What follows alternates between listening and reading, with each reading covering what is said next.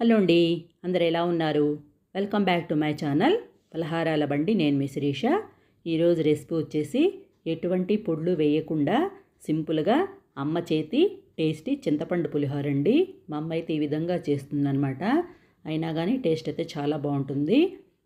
మీరు కూడా ఈ విధంగా ట్రై చేయండి. గిన్నెలో పెద్ద నిమ్మకాయ సైజ్ అంతా చింతపండుని ఇలా విడదీసి వేసేసి వాటర్ పోసి ఒక అరగంట సేపు నానబెట్టేసుకోండి. ఒకవేళ మీకు దీంట్లో పుల్లలు డస్ట్ అట్లా ఉందని అనిపిస్తే ఒక్కసారి వాష్ చేసేసుకోండి, సరిపోతుంది. నేనైతే డైరెక్ట్గా వాటర్ పోసేసి మూత పెట్టేసి అరగంట సేపు నానబెట్టేసుకుంటున్నాను. మీకు కనుక తొందరగా నానాలనుకుంటే వేడి నీళ్ళు పోయండి. ఇప్పుడు పావుగంటలో నానిపోతుంది. నేనైతే వేడి నీళ్ళతో కాకుండా చన్నీళ్ళతో నానబెట్టుకున్నాను.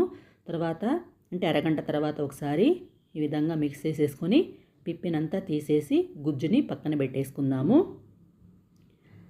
ఇప్పుడు అన్నం వండుకోవడానికి గిన్నెలో ఒక గ్లాస్ బియ్యం అయితే వేసానండి. సుమారుగా 1/2 kg ఉంటాయి. ఇప్పుడు వాటర్ పోసి శుభ్రంగా వాష్ చేసేసుకోవాలి. ఆ విధంగా 2-3 సార్లు చేయండి, సరిపోతుంది. వాష్ చేసుకున్న వాటర్ని పారబోసేయండి. ఇప్పుడు మనం ఏ గ్లాస్ అయితే బియ్యం తీసుకుంటామో అదే గ్లాస్తో 2 గ్లాసుల వాటర్ పోసుకోండి. నేనైతే నానబెట్టట్లేదండి. ఒకవేళ మీరు నానబెట్టుకున్నట్టయితే 1.5 గ్లాస్ మాత్రమే పోసుకోండి. నేను డైరెక్ట్గా కుక్కర్లో వండేసుకుంటాను. ఇప్పుడు నేనైతే 2 గ్లాసుల వాటర్ పోసానన్నమాట.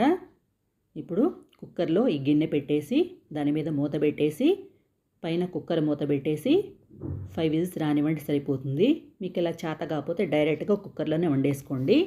ఈలోపు మనము చింతపండు గుజ్జుని ఉడికించుకుందాము. దానికోసమని స్టవ్ వెలిగించి బాణలు పెట్టి వేడెక్కిన తర్వాత 2 టేబుల్ స్పూన్స్ నూనె అయితే వేస్తున్నానండి. నూనె కొంచెం ఎక్కువే పడుతుంది, అప్పుడే టేస్ట్ చాలా బాగుంటుంది. దీంట్లో పసనపప్పు, మినప్పప్పు, ఆవాలు, జీలకర్ర వేసి వేయించుకోవాలి. ఒక్కొక్క స్పూన్ వేసానండి అన్నీ. కొంచెం వేయించుకున్న తర్వాత ఇక్కడ మనం 3 టేబుల్ స్పూన్స్ వరకు పల్లీలు వేసి వేయించుకుందాము. పసనపప్పు, మినపప్పు కొంచెం వేగిన తర్వాత పల్లీలు వేయండి. ఇవి కొంచెం వేగిన తర్వాత పచ్చిమిర్చి చీలికలు, ఎండుమిర్చి కూడా వేసుకోండి. నేనైతే 5 ఎండుమిర్చి డైరెక్ట్గా వేసేస్తున్నాను. పచ్చిమిర్చి అయితే ఒక 5 తీసుకుని ఈ విధంగా చీలికలు చేసి వేసానన్నమాట. దీంట్లో కొంచెం కరివేపాకు కూడా వేసి కొంచెం వేయించుకోవాలి. ఇంగువ అయితే వేసుకోవాలండి. అంటే మీకు చాలామంది తెలిసే ఉంటుంది, వెల్లుల్లిపాయలు అయితే వేయం కదా, ఇంగువ అయితే వేసుకోండి. ఇప్పుడు ఇవన్నీ వేగిపోయినాయి కదా, మనం ఇందాక చింతపండు గుజ్జు తీసుకున్నాం కదా, అది కూడా వేసేద్దాము. వేసేసి చింతపండు గుజ్జుకు తగినట్టుగా సాల్ట్ అయితే వేసుకుంటున్నానండి.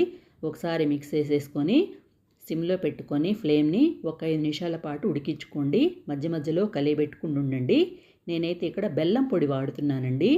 అంటే మనము ఆవపిండి వేయకుండా టేస్ట్ కోసమని బెల్లం పొడి అయితే వేస్తున్నాను.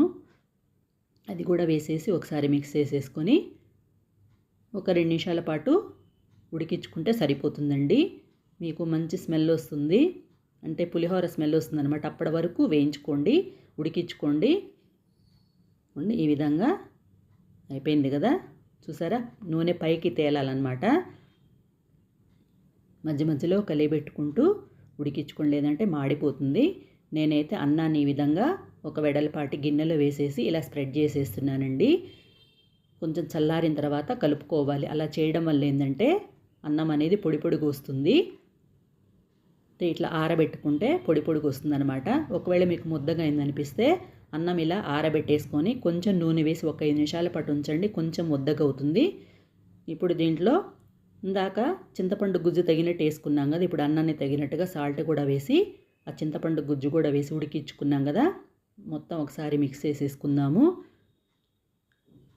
మిక్స్ చేసేసుకుంటే ఎంతో టేస్టీగా ఉండే చింతపండు పులిహోర రెడీ అయిపోయిందండి. మీరు ఎప్పుడైనా చేయాలనుకుంటే ఈ విధంగా ట్రై చేయండి. మీకు నచ్చితే కనుక లైక్ చేయండి, షేర్ చేయండి, సబ్స్క్రైబ్ చేయడం మాత్రం మర్చిపోవద్దు. ఏదైనా అమ్మ చేతి వంట తర్వాతే కదండి మీ అమ్మ దేంట్లో స్పెషలిస్టో కామెంట్ చేయండి. మా అమ్మ అయితే పులిహోర బజ్జీల్లో చాలా స్పెషలిస్ట్ అండి, బాగా చేస్తుందన్నమాట. ఏం లేదండి, చాలామంది గరిటతో కలుపుతుంటారు కదా, కానీ చేత్తో కలిపితేనే బాగా కలుస్తుందండి. ఏదైనా చెయ్యి పడితేనేనండి టేస్ట్ వచ్చేది. చాలామంది ఏంది చేయి పెట్టడం ఏందంటారు. సరే, ఈ విధంగా ఎండుమిర్చి ఇలా వేసేసుకొని మధ్య మధ్యలో నంచుకొని తింటూ ఉంటే టేస్ట్ అయితే చాలా బాగుంటుంది. నచ్చితే కనుక సబ్స్క్రైబ్ చేయండి. Thank you for watching.